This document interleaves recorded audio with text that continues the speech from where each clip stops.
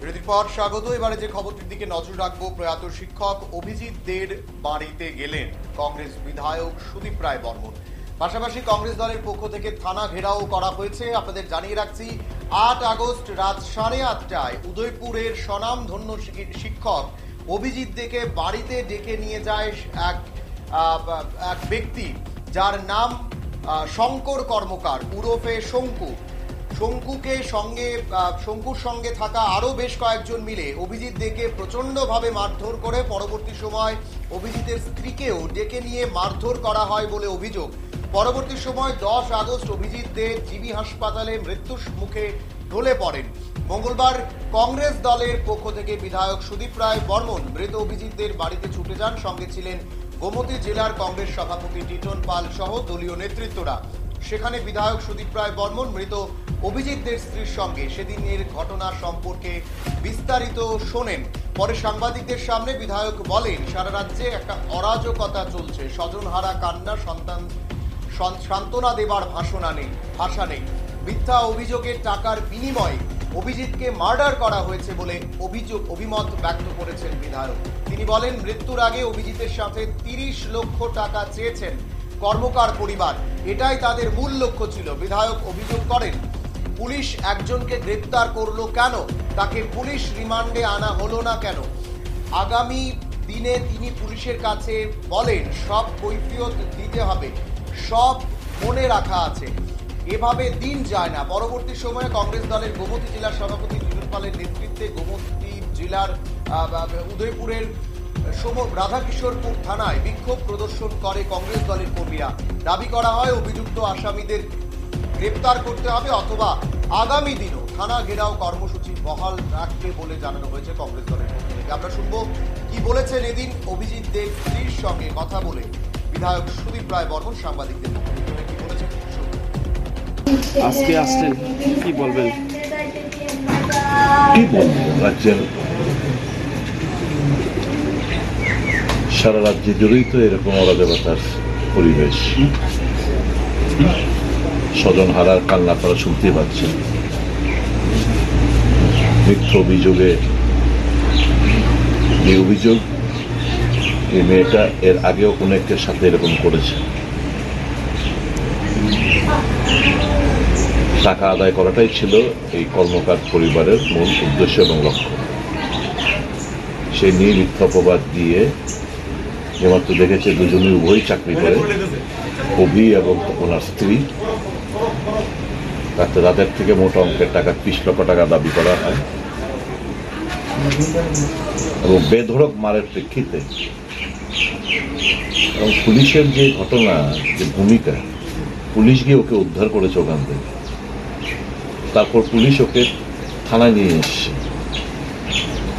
থানায় ওর বিরুদ্ধে কেস লেগেছে, ওকে ডাক্তারের কাছেও পাঠায়নি। বড় ভাই গিয়ে যখন জোড়াজোড়ি করলো তখন প্রায় 11টা 5 কিংবা 11:30 নাগাদ দিয়ে সাব ডিভিশন হসপিটালে অভিকে নিয়ে যায়, অভিজিৎকে নিয়ে যায়। তারপরে আবার পরের দিন সকালবেলা আবার থানা থেকে ওকে এখানে থানায় নিয়ে আসে, কোর্টে প্রডিউস করে, কোর্টে বেল। তারপরে ইন্টারনাল ব্লিডিং, পুরো ইন্টারনাল অর্গানস নিশ্চয় ব্লিড করেছে, রক্তবমি। সেটা হচ্ছে 9 তারিখ। তারপর তাকে ওইখান থেকে সাব ডিভিশন হসপিটাল থেকে রেফার করলো জিবি। 10 তারিখ 2:05 তার শেষ নিঃশ্বাস ত্যাগ করে। এখন একজনকে আজকে নাকি শুনলাম অ্যারেস্ট করেছে এবং জুডিশিয়াল কাস্টাডিতে পাঠিয়েছে। প্রশ্ন হচ্ছে, পুলিশ রিমান্ড চাইনি কেন? বাড়ির মধ্যে তো স্ত্রীর সামনে আরো অনেক লোক, সেকেন্ড রাউন্ড যখন ওকে বেধড়ক মারধর করা হয়েছে স্ত্রীর সামনে, তো পুলিশ তো গিয়ে এই সকলকে পেয়েছে, সকলকে দেখেছে। তো বাকি নামগুলো কেন পুলিশ, এই যাকে অ্যারেস্ট করলো তার থেকে বাকি নামগুলো কেন সংগ্রহ করেনি? কেন পুলিশ রিমান্ড চায়নি? তো police hand in glass, police তাদের সঙ্গে যোগসাযোগ রয়েছে। পুলিশ হয়তো ওই 30 লক্ষ টাকার থেকে একটা ভালো মোটা অঙ্ক টাকা হয়তো পাওয়ার জন্য একটা প্রিপ্ল্যান মার্ডারও হতে পারে সেটা। এবং এটা তো প্রিপ্ল্যান মার্ডার, কোনো সন্দেহ নেই। যে এরা বিচার চাইছে, আমরা সবাই বিচার চাইছি। যা গেছে তো ওকে তো ফিরে আনা যাবে না।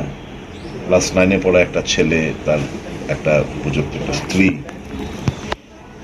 বড় ভাই রয়েছে, তাদের পরিবার রয়েছে, এই অভিজ্ঞতা ফিরে পাবে না। এখন আমরা সবাই তাকিয়ে থাকবো পরিবার যেন বিচারটা, সামান্য বিচারটুকু পায়, এটার দিকে আমরা তাকিয়ে থাকবো।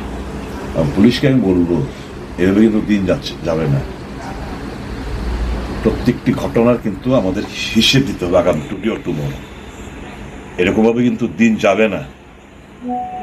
সবকিছুর শেষ রয়েছে, সবগুলো কিন্তু মনে গেঁথে রয়েছে আমাদের।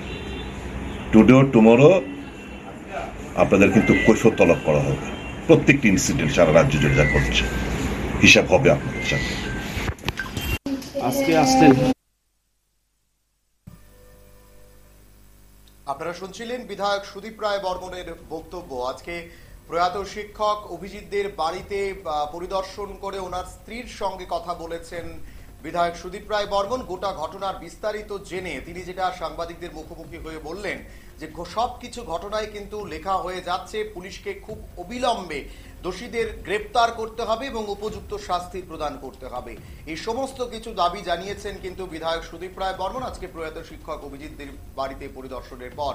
এরপরে কিন্তু গোমতী জেলার পক্ষ থেকে, গোমতী জেলা কংগ্রেসের পক্ষ থেকে কিন্তু রাধাকিশোরপুর থানা ঘেরাও কর্মসূচিও আজকে পালন করা হয়েছে।